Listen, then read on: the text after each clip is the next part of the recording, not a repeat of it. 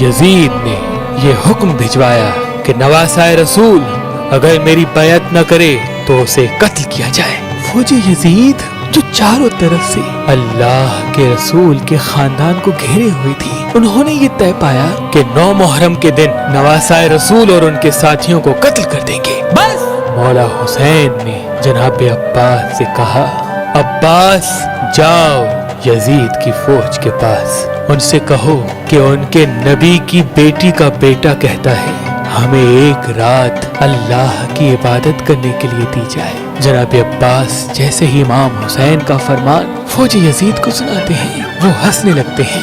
ये फैसला किया गया कि अब जंग 9 मुहर्रम को नहीं बल्कि 10 मुहर्रम को होगी। इमाम हुसैन शब आशूर तमाम साथियों को अपने पास बुलाते हैं और कहते हैं, ऐ लोगों, ये जो फौज तुम देखते हो ये सब मेरे खून के प्यासे हैं। कल मुझे कत्ल किया जाएगा, मेरी बहनों बेटियों को बेपर्दा करके बाजारों में फिराया जाएगा। ऐ लोगों, तुमने मदीने से लेके यहाँ तक मेरा बहुत साथ दिया है, अब मैं हुज्जत तमाम करता हूँ। चले जाओ, अपने अपने शहर वापस चले जाओ, तुम्हारी जन्नत का जामिन मैं हूँ। लोग इधर उधर देखने लगे कि मौला ये क्या फरमा रहे हैं, आपको छोड़ के जाए। इमाम हुसैन फरमाते हैं, ऐ लोगों, तुम सबको शहादत का मर्तबा अल्लाह के रसूल से मैं लेके दूंगा, जाओ चले जाओ। जब इमाम हुसैन ने सबके चेहरे को देखा तो आपने फरमाया, शायद तुम लोगों को आंखों की शर्म ने मारा है। अब्बास चराग बुझा दो। बस चराग का बुझना था। इमाम हुसैन सर को झुका के बैठ गए। कुछ देर गुजरी, इमाम हुसैन ने फरमाया, अब्बास चराग जलाओ। जैसे ही चराग चले, इमाम हुसैन देखते हैं एक एक मौला का चाहने वाला अपनी तलवार अपने गर्दन पे रख के कहता है, ऐ नवासाए रसूल, इन जालिमों के बीच में आपको तन्हा छोड़ के जाए। जब हम मर जाएंगे आपकी माँ को क्या मुंह दिखाएंगे। हमारी जाने, हमारे बच्चों की जाने आपके कदमों पे कुर्बान मेरे मौला। अगर आप हुक्म करें हम अभी के अभी अपने आप को कत्ल कर देते हैं। इमाम हुसैन ने फरमाया, ऐ मेरे बाबा, देख जैसे मुझे साथी मिले ऐसे आपको भी ना मिले। ऐ मेरे भाई हसन, देख जैसे मुझको साथी मिले ऐसे आपको भी ना मिले। फिर आप फरमाते हैं, जाओ अल्लाह की इबादत में मशगूल हो जाओ, कल हमें अल्लाह के दीन पे कुर्बान होना है। बस रात ढलने लगी, 10 मुहर्रम का सूरज तुलू हुआ, अज़ान अली अकबर आई, नमाज में हमला हुआ। एक एक मौला का चाहने वाला इमाम के कदमों पे कुर्बान होता रहा। कभी हुर, कभी जॉन, कभी हबीब, कभी जनाब अब्बास, कभी शहजादा कासिम, कभी शहजादा अकबर, तो कभी मासूम अली असगर। बस जब कोई भी ना रहा, इमाम हुसैन खेमे में आते हैं और कहते हैं, ऐ मेरी बहनों, ऐ मेरी बेटियों, अपने गरीब इमाम का आखिरी सलाम कबूल करो। वावेला की सदाएं आम हो गई। इमाम हुसैन ने फरमाया, ज़ैनब, मेरे बाद तुमको कैद किया जाएगा। फिर आप एक खेमे में आते हैं जहाँ एक बीमार सोया हुआ होता है। इमाम हुसैन फरमाते हैं, अली उठो, अपने बाबा का आखिरी सलाम कबूल करो। जनाब सज्जाद बिस्तरी बीमारी से उठते हैं, देखते हैं कि उनका बाबा खून में रंगीन और उनका लिबास इतना सादा और फटा हुआ। इमाम सज्जाद कहते हैं, बाबा अब्बास। इमाम हुसैन फरमाते हैं, नहर किनारे सो रहे हैं। अली अकबर, उनको पर्ची लगी, उनकी लाश वहाँ रखी हुई है। एक एक शहीद अल्लाह की राह में कुर्बान हो गया। बस इतने में ज़ैनुल आबिदीन सहारे से उठते हैं और कहते हैं, ऐ मेरे मौला, मुझे इजाजत दे, मैं मैदान में जाऊं। इमाम हुसैन फरमाते हैं, सज्जाद, तुम्हारा इम्तिहान इतना आसान नहीं बेटा, हमें शहीद होने दो, हमारा इम्तिहान यहाँ खत्म होने दो, फिर तुम्हारा इम्तिहान शुरू होगा।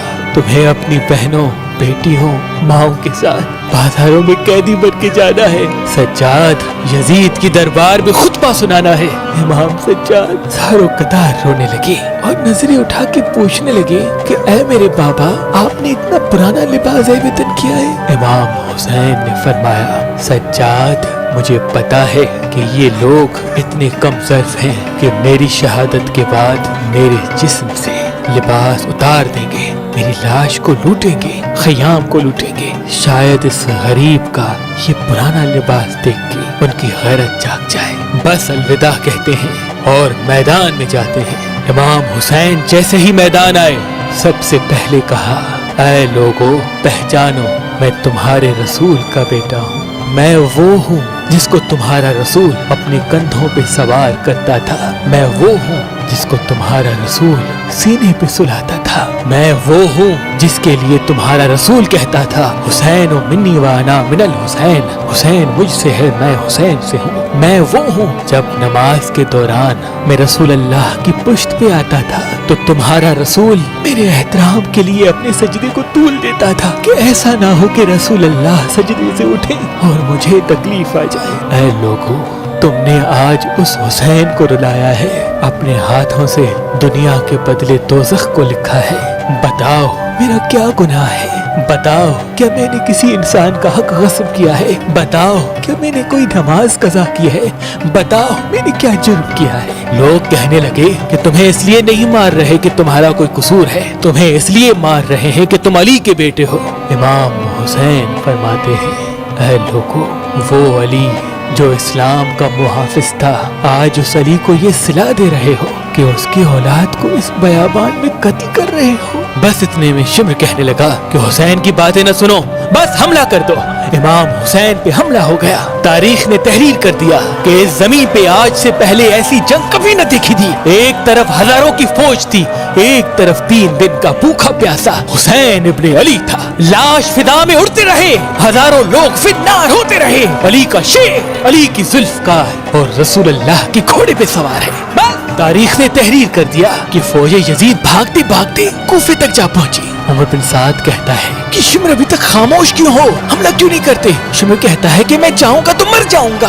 ارے حسین کے بچوں سے نہ لڑ سکے تو حسین سے کیا لڑیں گے؟ اس کی رگوں میں علی کا خون دوڑتا ہے، اس کی رگوں میں نبی کا خون دوڑتا ہے۔ جاؤ خیموں کو آگ لگا دو۔ بس شمر خیموں کو آگ لگاتا ہے اور عمر بن سعد کہتا ہے، اور ملا حسین پہ تیر چلاؤ۔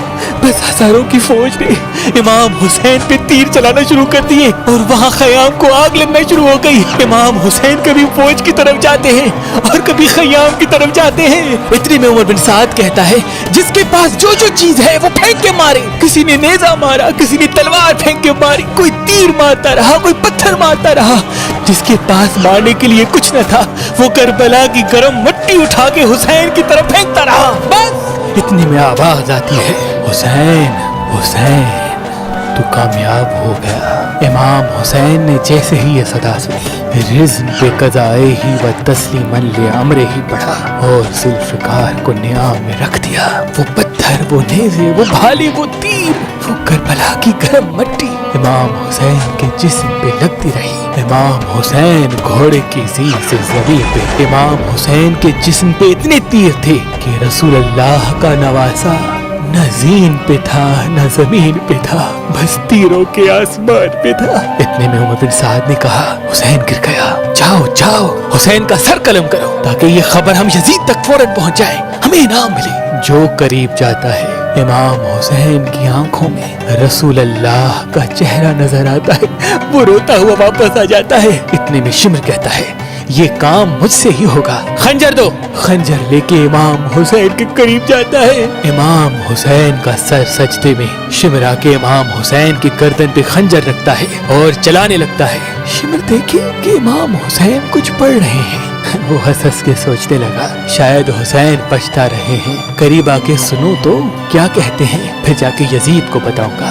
جیسے ہی کان قریب کر کے سننے لگا، امام حسین فرماتے ہیں، اے اللہ قبول کرنا، اس تیرے حسین نے تیرے دین کے لیے سب کچھ قربان کر دیا۔ اے اللہ گواہ رہنا، اس تیرے نبی کے نواسے نے تیرے دین کے لیے سب کچھ فدا کر دیا۔ اللہ کا شکر کر رہے ہیں، اللہ کی حمد و ثنا کر رہے ہیں۔ اتنے میں امام حسین نے آنکھیں کھولی اور شمر سے کہا، اے بدبخت، کیا تجھے پتا نہیں میں کون ہوں؟ شمر نے کہا، ہاں مجھے پتا ہے، تو رسول اللہ کا نواسا ہے، علی کا بیٹا ہے، فاطمہ کا بیٹا ہے۔ امام حسین نے کہا، تم پھر بھی مجھے قتل کر رہے ہو۔ شمر نے کہا، تمہیں قتل کرنے سے مجھے سونا ملے گا، حکومت ملے گی۔ امام حسین نے فرمایا، میں جنت کا سردار ہوں، کیا تمہیں اپنے جنت کی فکر نہیں؟ شمر ہنستا رہا اور امام حسین کے پاک گلے پہ خنجر چلانے لگا۔ امام حسین اللہ کا ذکر کرتے رہے اور یوں نواسۂ رسول کا سر تن سے جدا ہو گیا۔ بس امام حسین کا سر کٹنا تھا۔ فوج یزید میں خوشی کا ماحول برپا ہو گیا، سب جھومنے لگے، ناچنے لگے۔ عمر بن سعد نے کہا کہ لوٹو، اہل بیت کے خیموں کو لوٹ لو۔ بس فوج خیموں کی طرف بڑھتی ہے، بیویوں نے ماتم کرنا شروع کر دیا۔ فوج یزید ایک ایک چیز کو لوٹنا شروع کرتے ہیں۔ اتنے میں شمر دیکھے، ایک 4 سال کی بچی میدان میں بابا بابا کر رہی ہے۔ شمر قریب گیا، اس بچی نے سوچا شاید میں یتیم ہو گئی ہوں، میرے سر پہ ہاتھ رکھے گا۔ شمر نے دیکھا اس بچی کے کانوں میں بالیاں پہنی ہوئی ہیں۔ اس نے بالیوں کو پکڑا اور زور سے کھینچ کے نکال دیا۔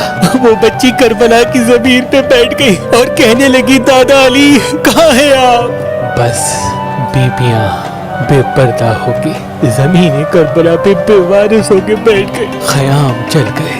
اتنے میں عمر بن سعد کہتا ہے کہ یزید کا حکم ہے کہ سب کے جسم سے سر کاٹ کے میرے پاس لے کے آؤ اور لاشوں پہ گھوڑے دوڑاؤ، تاکہ دنیا کو معلوم ہو جو اس یزید کے سامنے آئے گا، یزید اس کی بیٹیوں بہنوں کو بے پردہ کر دے گا اور اس کی لاشوں کو ایسا کر دے گا کہ کوئی اسے پہچان بھی نہیں پائے گا۔ شمر نے کہا ہاں لاشوں کو لگاؤ، گھوڑوں کو تیار کرو۔ کسی قبیلے سے آواز آئی کہ اکبر کی ماں ام لیلا ہمارے قبیلے سے ہے، ہم اکبر کی لاش پہ گھوڑے نہیں دوڑائیں گے۔ عمر بن سعد نے کہا ٹھیک ہے اکبر کی لاش جدا کر دو۔ کسی نے کہا جون ہمارے قبیلے سے ہے، اس کی لاش جدا ہو گئی۔ کسی نے کہا اون اور محمد ہمارے قبیلے سے ہیں، اس کی لاش جدا ہو گئی۔ کسی نے کہا ہر ہمارے قبیلے سے ہے۔